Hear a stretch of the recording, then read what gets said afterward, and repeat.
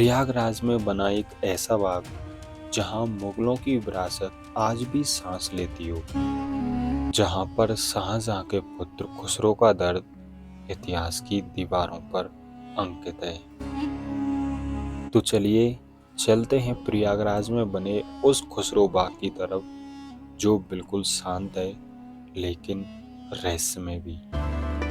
खुसरो बाग मुगल वास्तुकला और उनके इतिहास का गवाह है।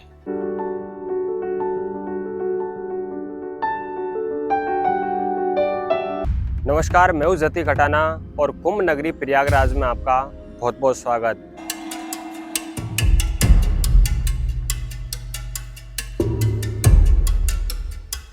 ये है खुसरो बाग और इसका निर्माण अकबर के पुत्र सलीम ने किया था, सिर्फ घूमने के लिए। कहा जाता है इस पार्क के बारे में, इलाहाबाद प्रवास के दौरान जब सलीम यहाँ पर आया था तो उन्होंने इस पार्क का निर्माण घूमने के लिए 1605 ईस्वी में इस पार्क का निर्माण करवाया था। देख सकते हैं ये बहुत ही बड़ा पार्क बना हुआ है और यहाँ पर बहुत सारे मकबरे भी बने हुए हैं।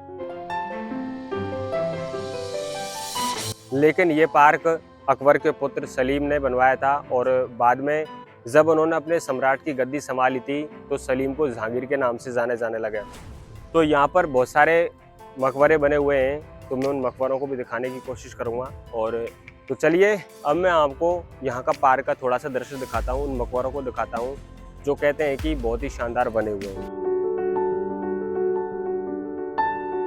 प्रयागराज भक्ति और आस्था का केंद्र माना जाता है, लेकिन यहाँ पर मुगलों ने भी अपना शासन किया था और ये खुसरो बाग उस मुगलों की वास्तुकला और यहाँ पर साम्राज्य का प्रतीक माना जाता है।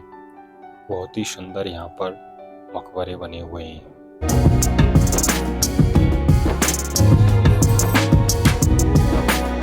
तो इस खुसरो पार्क को अच्छी तरीके से एक्सप्लेन करेंगे और इसका इतिहास बताएंगे मेरे दोस्त, उनको बढ़िया नॉलेज है इतिहास का। तो चलिए मैं आपको उनसे मिलाता हूँ।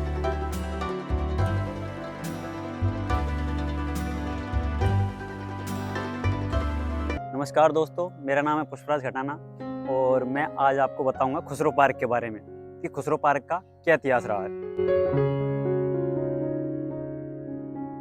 अकबर के पुत्र सलीम इलाहाबाद के प्रवास पर आए थे, तो वो यहाँ 1599 से 1605 ईस्वी तक रहे थे। तो 1605 ईस्वी में उन्होंने खुसरो पार्क का निर्माण करवाया था। खुसरो पार्क का निर्माण करवाने का एक उद्देश्य ये था कि जब वो यहाँ रहते थे तो उन्हें घूमने के लिए जगह कम पड़ रही थी, उन्हें कहीं ऐसा स्वतंत्र स्थान नहीं मिल रहा था जहाँ वो घूम सके।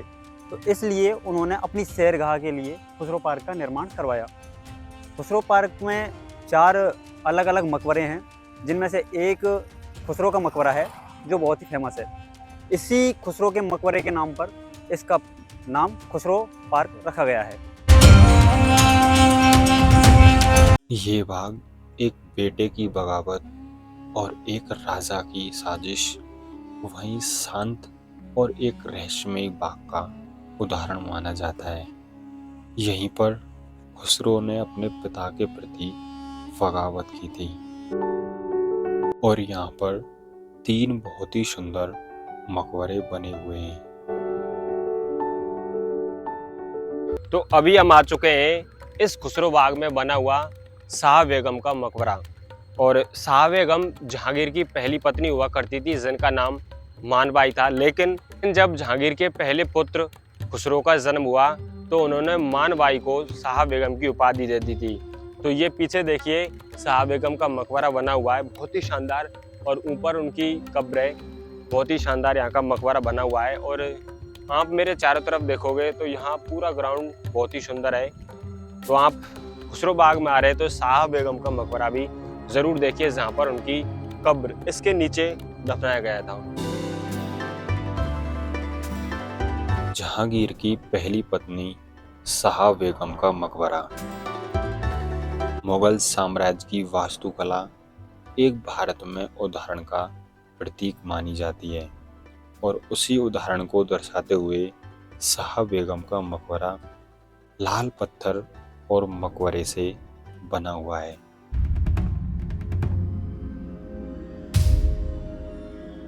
लेकिन ये है निसार बेगम का मकबरा, और ये आप इस तरफ देखिए,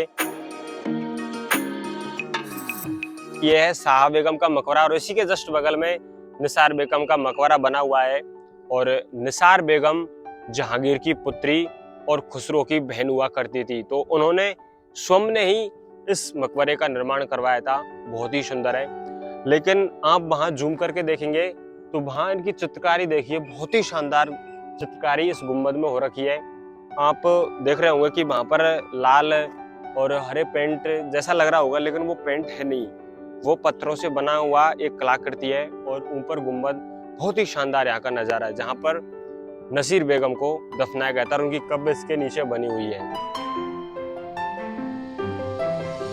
मुगलों की वास्तुकला भारत में एक अद्भुत उदाहरण माना जाता है, और ये नसीर बेगम का मकबरा खुद ने ही बनवाया था। बाद में नसीर बेगम की मृत्यु हो जाने के बाद उन्हें इसी मकबरे में दफनाया गया था। तो ये भी लाल पत्थर से बनी हुई है। लेकिन यह है खुसरो का मकबरा, जो जहांगीर के पुत्र हुआ करते थे, और इस मकबरे का निर्माण निसार बेगम ने करवाया था, जो खुसरो की बहन हुआ करती थी। वैसे तो जमाने में कहते हैं कि अपने पुत्र को पिता कोई दुख नहीं देता, लेकिन जहांगीर एक ऐसे पिता थे जिन्होंने अपने पुत्र को ही मरवा दिया था। ये बाग बहुत ही शांत और इतिहास का रहस्य छुपाए बैठा है। जब अकबर बीमार पड़ गए थे तो उन्होंने अपने पोते यानी जहांगीर के पुत्र खुसरो को गद्दी पर बैठाने का निर्णय लिया। खुसरो एक बहुत ही अच्छे व्यवहारिक इंसान थे, लेकिन बाद में जहांगीर ने अपनी गद्दी को संभाला, और जहांगीर को पहले सलीम के नाम से जाना जाता था, लेकिन जब उन्होंने गद्दी संभाली तो जहांगीर कहलाए। तो फिर जहांगीर के पुत्र खुसरो ने विद्रोह किया कि मुझे ये गद्दी मिलनी चाहिए, लेकिन जहांगीर ने उन्हें परास्त कर दिया और बाद में अंधा भी कर दिया था, और उसे बुरी तरीके से जहांगीर ने अपने ही पुत्र खुसरो को मार दिया था। कहते हैं राजनीति में सब कुछ देखने को मिलता है, ऐसा ही यहाँ पर किया गया था, जिसमें अपने पुत्र को ही उन्होंने अंधा कर दिया और बाद में उसे मौत के घाट उतार दिया था। तो ये मुगलों की वास्तुकला और साम्राज्य का एक उदाहरण है। तो आप देख सकते हैं इस खुसरो बाग में ये लगातार तीनों मकबरे बने हुए हैं, जिनमें ये खुसरो का मकबरा है, ये नसीर बेगम का है, और वो उधर शाही बेगम का मकबरा है। तो बहुत ही शानदार मकबरे हैं। तो आप यहाँ पर खुसरो बाग में आइए, बहुत ही शानदार यहाँ की लोकेशन है। फोटोग्राफी और वीडियो अच्छी तरीके से रील्स आप बना सकते हैं। तो यदि आपको यह वीडियो पसंद आई हो तो ज़रूर लाइक कीजिए, चैनल पर पहली बार हो ज़रूर सब्सक्राइब कीजिए। Thank you. त्रिवेणी संगम, जहाँ पर तीनों नदियों का संगम होता है, और वहीं पर बना हुआ है खुसरो बाग।